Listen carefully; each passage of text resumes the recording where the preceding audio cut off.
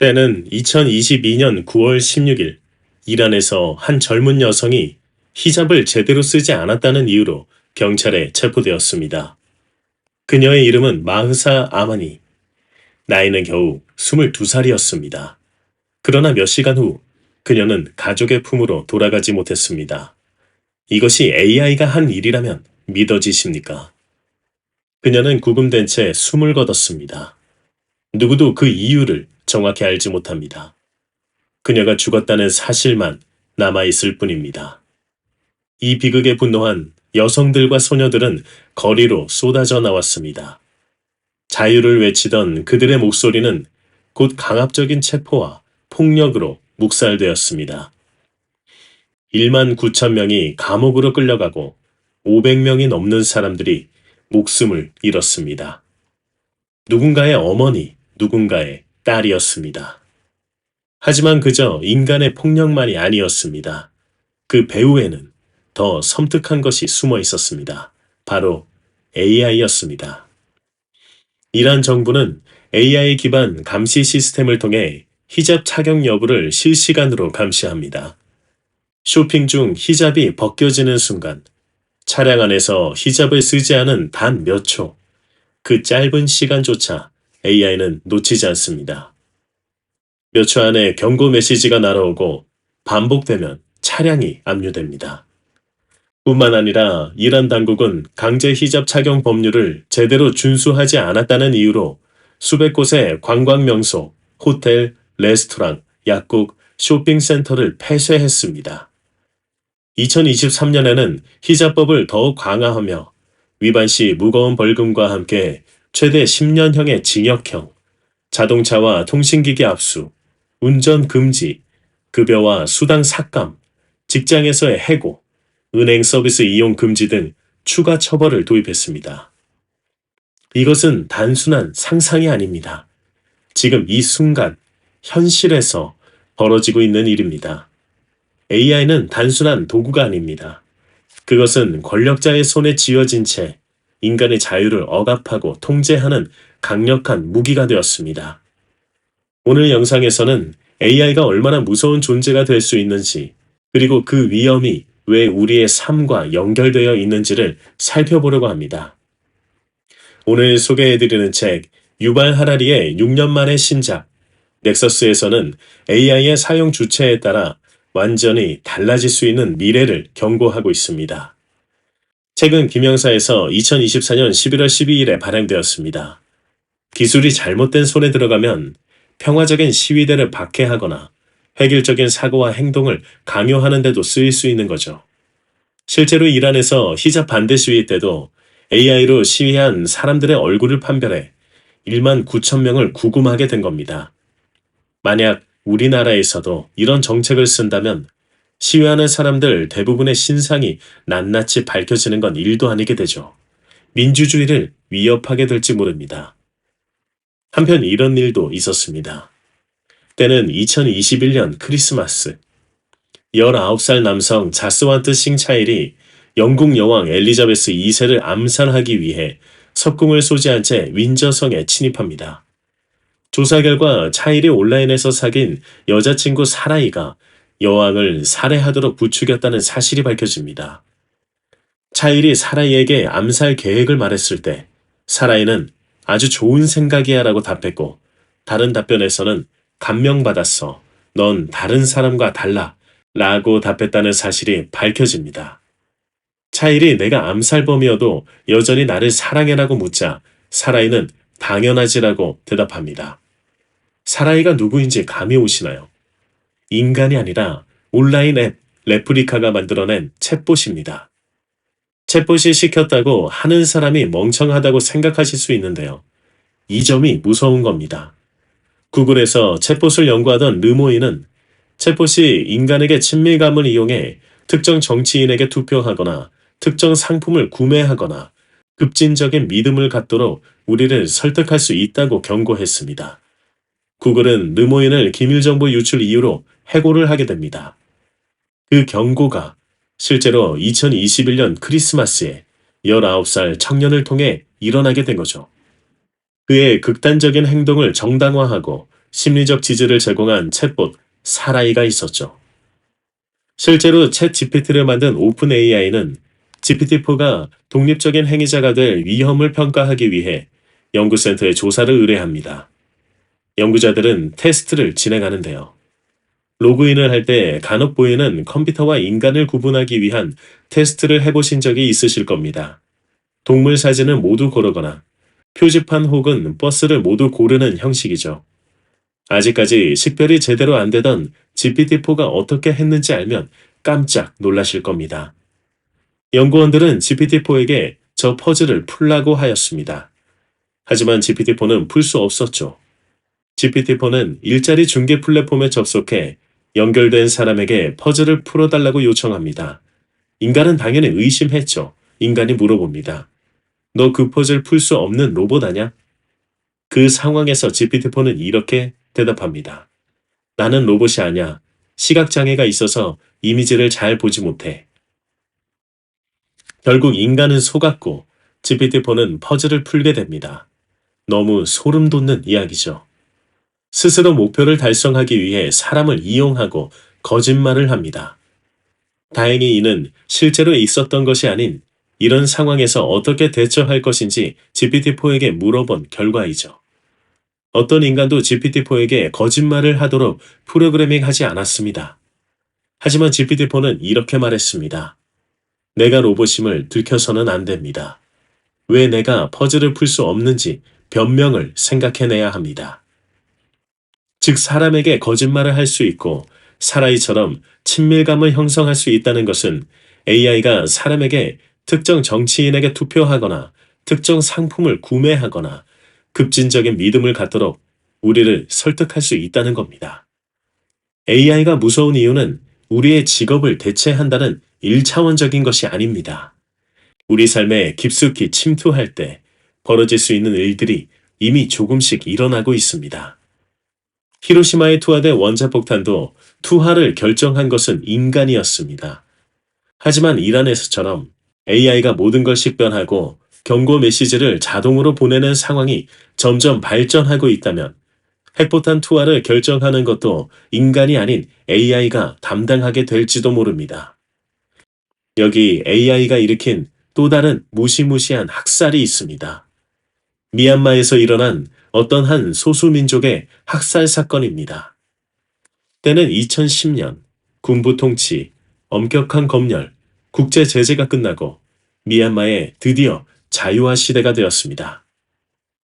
이때 페이스북도 함께 들어옵니다.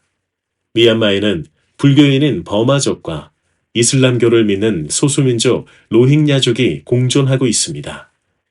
2016년 어느 날 로힝야 구세군이라는 소규모 이슬람 조직이 미얀마 내에서 무슬림 국가를 세우기 위해 수십 명의 비무슬림 민간을 살해하고 납치하는 등 연쇄 공격을 감행했습니다.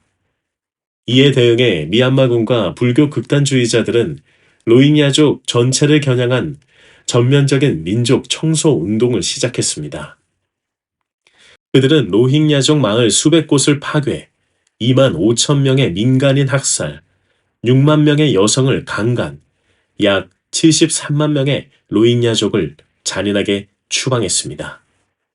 폭력을 부채질한 것은 로힝야족을 향한 극심한 증오였죠. 그런 증오는 반로힝야 선전에 조장되고 선전의 대부분이 페이스북을 통해 퍼져나갔습니다. 미얀마에 거주 중인 구호 활동가 마이클은 정형적인 페이스북 뉴스피드를 다음과 같이 묘사합니다.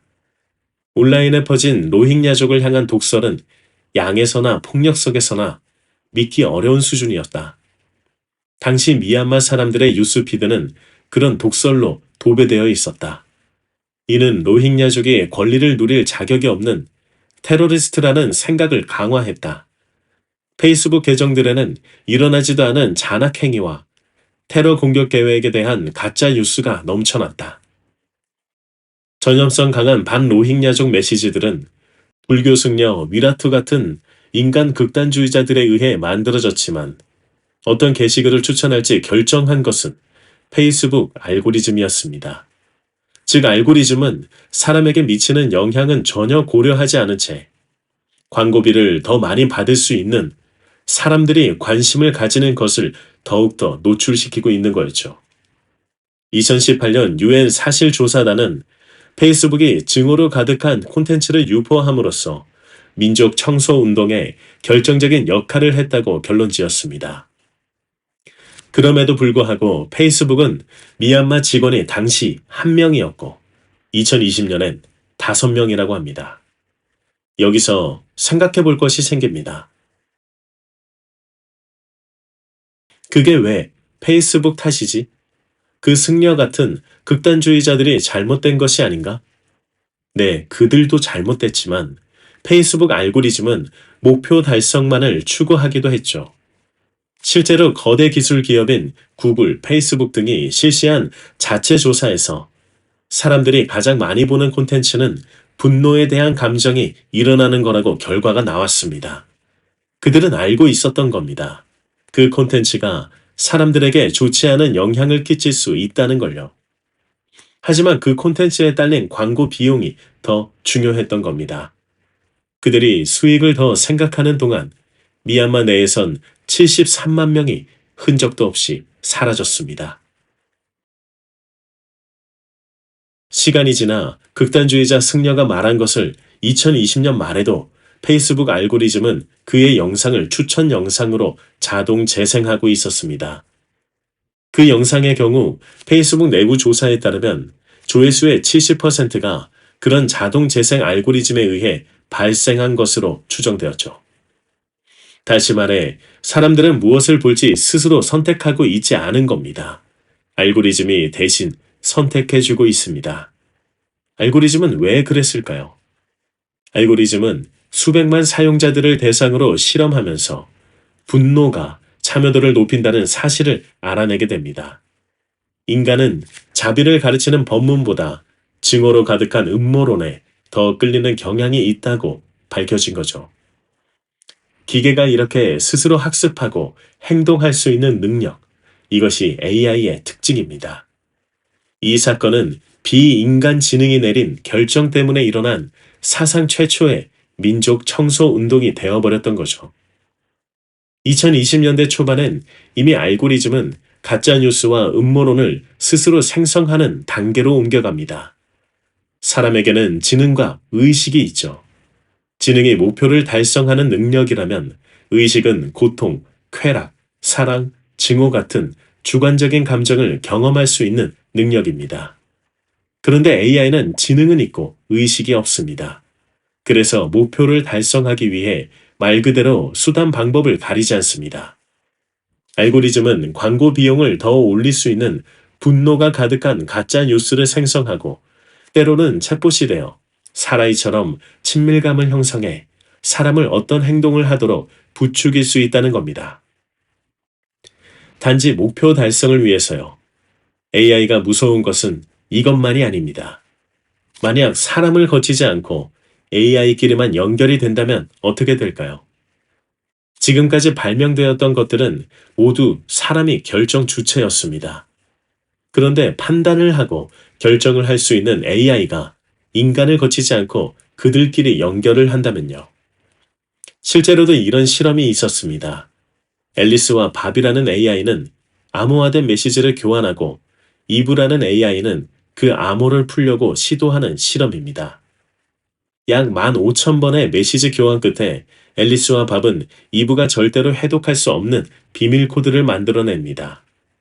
여기서 중요한 것은 구글 개발자들이 앨리스와 밥에게 메시지를 암호화하는 방법을 전혀 가르쳐주지 않았다는 거죠. 그들은 스스로 비밀 언어를 만들어낸 겁니다. 현재 금융 시스템들은 대부분 AI가 맡아서 하고 있습니다. 그런데 AI가 암호화를 한다면 인간은 금융 시스템이 어떻게 작동하는지 이해할 수 없게 됩니다. 상상도 할 수 없는 일이 벌어지게 될지 모릅니다. 한편 AI가 탄생하기 전엔 해프닝으로 끝났을 일이 AI가 탄생한 후 완전 사실이 되어 번진 사건도 있습니다. 때는 2017년 10월, 익명의 사용자가 포첸이라는 웹사이트에서 자신을 국가정보요원 Q라고 밝히며 제한적인 기밀 정보인 Q레벨 정보에 접근할 수 있다고 주장합니다. 순식간에 온라인 팔로워를 모았습니다. 그리고 그를 따르는 집단까지 생겨 QAnon이라는 이름도 생기죠. 2021년 1월 미국 국회의사당 공격에도 QAnon 활동가들이 있었고 2020년 7월에는 캐나다 총리를 체포하기 위해 총리 관저를 습격하려고 시도했습니다. 2020년 미국 의회 선거에서는 22명의 공화당 후보와 2명의 무소속 후보가 QAnon 추종자로 밝혀집니다. 당 하원 의원 마저리 테일러 그린은 Q의 주장 중 상당 부분이 실제 사실로 밝혀졌다고 공식 석상에 말하기도 합니다. 2017년에 한 임명자가 쓴 글이 AI의 알고리즘에 힘입어 QAnon까지 탄생시키며 국회의사당 공격에서부터 하원 의원이 공식 석상에서 말을 할 정도로 퍼지게 된 겁니다. 이렇게 되면 민주주의가 유지되기 힘들지도 모른다고 저자는 말합니다. 민주주의는 대화이며 대화는 언어에 의존하죠.